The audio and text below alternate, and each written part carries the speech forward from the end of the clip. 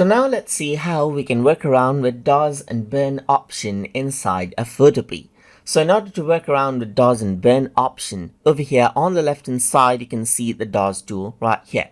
So if I were to go around and grab the dodge tool, you can see that I can go around and work around with the shadows, midtones and highlights right here. Let me just go around and increase the size of the brush as well. And you can work around with the hardness of the brush as well. So now if I were to go with shadows, you can see that if I were to draw around the dark areas, it just draws around right here, makes it bright. But for the bright areas, not much. If I were to go around to the midtones, then it goes around and makes the middlemost areas, not the shadows, but the mid-range areas more brighter, as you can see right here.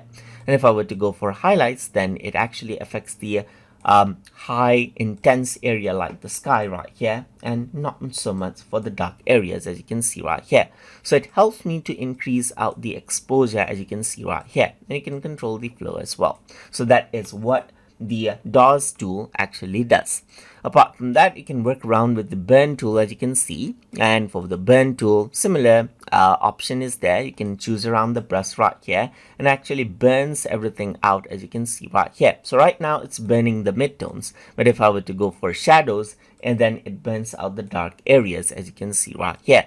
And then if I were to go for highlights, it burns out the bright areas, as you can see right here. And that is how you can work around with dodge and burn tool inside a Photopea. So if you guys learned something as always, and as always, please like, comment, share, and subscribe.